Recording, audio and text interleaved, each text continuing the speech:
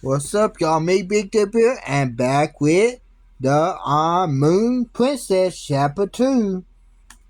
Yeah, my niece, Happy Girl gave this to me, so we are on Chapter 2. Let's turn to Chapter 2. And hope everybody enjoyed the video and give me a thumb up and subscribe for more. So, Chapter 2, Home. Dad, why do we have to live so high up? Asked Serena. As the elevator was still higher and higher, she was thinking of their old townhouse in London. Most people live in tall buildings in this city, he replied, and I'm sure you'll like the view.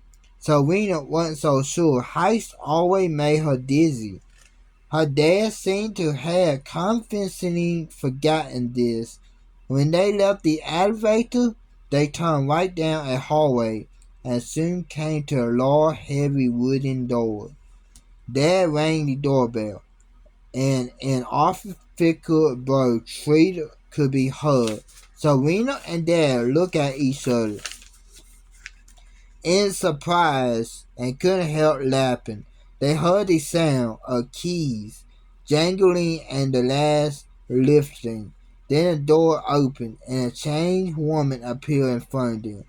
Serena's throat relaxed and was to look up as the Chinese woman stood a head higher than Serena. And everyone always said that Serena was tall for her age. The woman's chin was right and she wore a lot of makeup. Instead of normal eyebrows, she had two chin lines above her eyes. Her black hair carefully styled in large curls. She was wearing a tightly fitting yellow dress.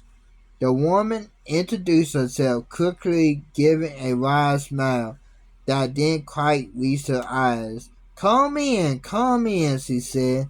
I'm Ling, the housekeeper. I'm taking care of things around here. She nodded to Serena's dad, and Serena realized they had spoken before. Then Ling called out something in Chinese, and two young women hurried forward to help bring in the luggage. Nice to finally meet you in person, Ling, exclaimed Dad as they walked into the apartment. This is Serena, who I told you so much about. Indeed, said Ling, looking down at Serena. I will be your new teacher too, it seems. You can call me Ling. Ling, I can't pronounce that. It means teacher Ling. Ling moved to help the two other women, while Dad started to show Serena around the apartment. It had a large living room with lots of drawing of Chinese letters on the wall. That calligraphy, Dad said, is considered an art in China. In the dining room there was a huge round wooded table that would seat at least 12 people. You can invite all your new shoe friends over for dinner, Dad said with a wink. And an aquarium containing three large yellow and white cards stood in the corner of the dining for Dad and one for Ling, who obviously lived there too. They funded this scene was fair and reminded Serena of Franklin hotel room. She'll stay in with her parents on vacation. Who is Ling? Serena whispered to her father as they looked out one of the large windows that framed each room in the apartment. And why is he living here if someone has to be here to take care of you, my dear? Dad explained. Lowering his voice, I am going to be working a lot in this new job, and Ling is an excellent housekeeper and also speaks excellent English to look after you and help you to learn the Chinese language. Serena frowned. Her first impression was teacher Ling, and her smile had not been good. Actually, I should check in at my new office. Will you be okay here? Dad's voice dragged Serena out of her shorts. She could see he looked worried. She was a bit nervous about him going, leaving her all alone. But she didn't want to make him feel guilty. Where was Rufus when she needed him? There had been no sign of her invisible friend for hours. She shouted and forced a smile. Sure, I'll be fine. I'll start unpacking. Dad gave her a soft kiss on the forehead. I'll see you tonight. I'll try not to be late. After her father left, Serena sat down on her new bed. It wasn't very comfortable, and there was only one small pillow, she sighed. Back home in London, her old bed was so soft it had been like sleeping in a cloud. She went over to the window and looked out. They were so high up she felt quite dizzy. The city was covered with a large blanket of smog, but Serena could still see tall buildings stretching as far as the horizon. The noise of the city was muffled by thick glass windows, which couldn't be opened. She began to unpack a few books, two of her favorite teddy bears, and her clothes. The room still looked a bit bare. The last thing she took out of her bag was a silver-colored tin box. The metal felt cool in her hands. Serena started, then opened the box. She wouldn't read the letters or emails now. She would just look at the folder that was lying at the top of the box. She put it on her bedside table. It was a photo from their last vacation as a family. Serena and her mom and dad were standing in front of a roller coaster at an amusement park. Mom and Dad were kneeling beside her, looking up into the camera. Serena was smiling and strong into the sunlight. If she looked closely, she could see Rufus in one of the cars on the roller coasters, his ear blowing back in the breeze. Only she could see that, of course, and perhaps only she had noticed that although her mom was trying to laugh, her eyes looked sad. She remembered what had happened on her last birthday. Serena was lying awake in bed in the early hours of the morning.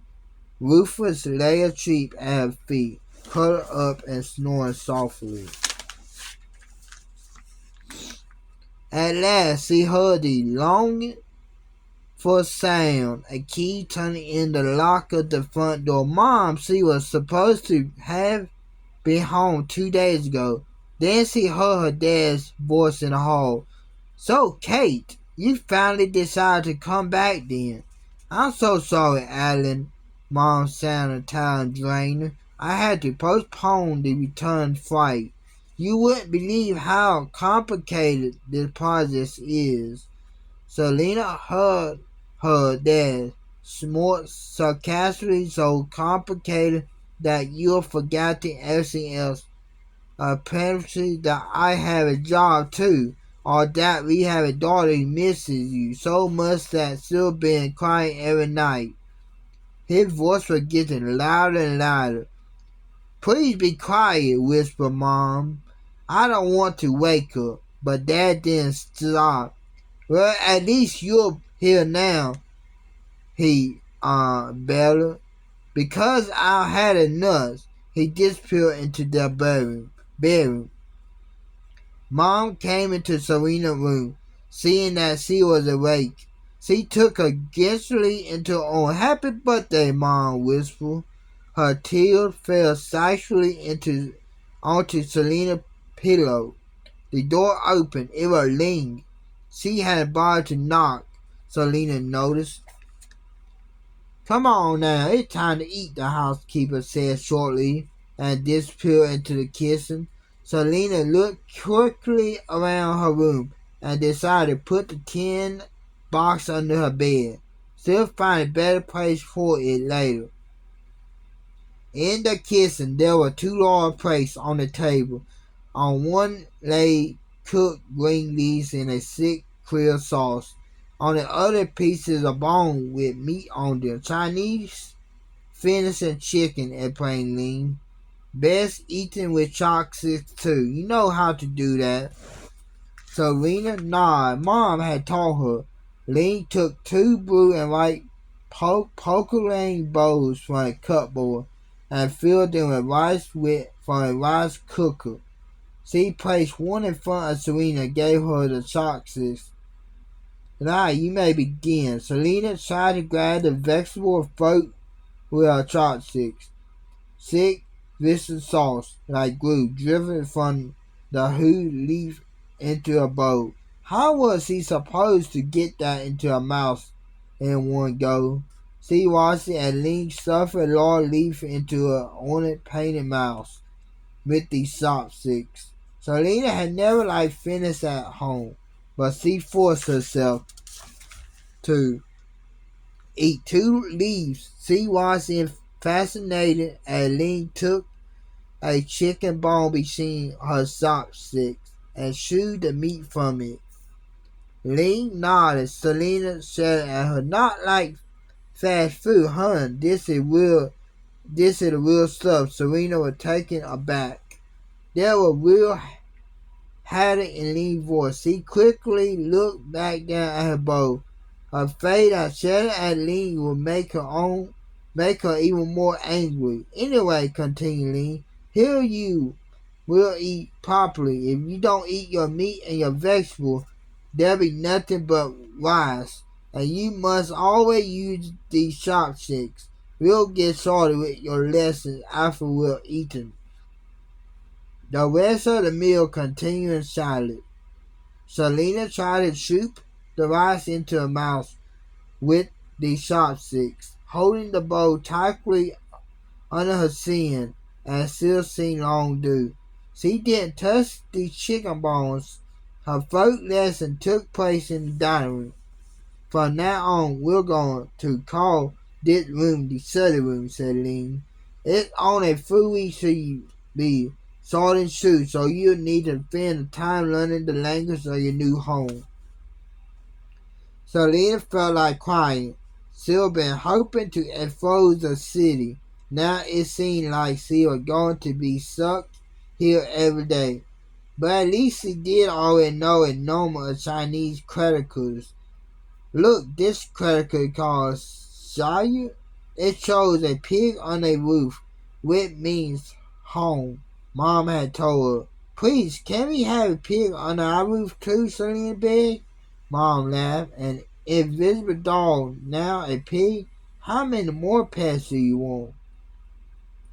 Mom could not only read and write Chinese, but she was also an expert on Chinese art and history. That had been her job. She and Dad had met each other in China when they've both been working here. Ling put some textbooks in front of Selena, opened one to the first exercise, and handed her a pen. "Let's get started," she said. Selena took the pen, hit it aside, and tried her best to do the work. Each page showed a different Chinese character. Below the character were 30 empty boxes. She had to copy the character over and over again into the empty boxes. Teacher Ling didn't plan anything. Most of the time, she was busy working on her fingernails, filling them into sharp points, and then painting them bright red. Sometimes her phone would ring, and she'll leave Selena alone in the room while she answered. Selena soon grew bored with this writing exercise, and so the first few days passed by in Selena's new home. Dad went to work every morning and didn't get home until Selena was in bed. Selena badly wanted to tell Dad how horrible the housekeeper was, but she didn't want to add to his problems. He always looked so tired. During the day, a cook, Leah, and a cleaning lady, Safang, the two young women who had helped them with their luggage, were also in the apartment. They barely spoke to Selena, although they often smiled kindly at her. When Ling wasn't looking, Ling left the house regularly, always leaving Serena with work to do. As soon as he was gone, Serena would stop work and look out the window, trying to get a sense of a new city. Although she hated being stuck in apartments, she was actually quite content being on her own. In London, she had few friends, but nobody she had been especially close to. She had been happy to be by herself and had spent hours reading books or playing cards. If she ever felt lonely, she had Rufus for company. Often Serena and Rufus would tell each other stories, exciting adventures set in distant lands, but all of that had belonged to another time. Mom had still been with them then. Now everything was different. Now Serena was in a distant land, in a country where her mother had disappeared. That is the end of chapter 2. That was a long chapter. I hope everybody enjoyed. Bye, y'all.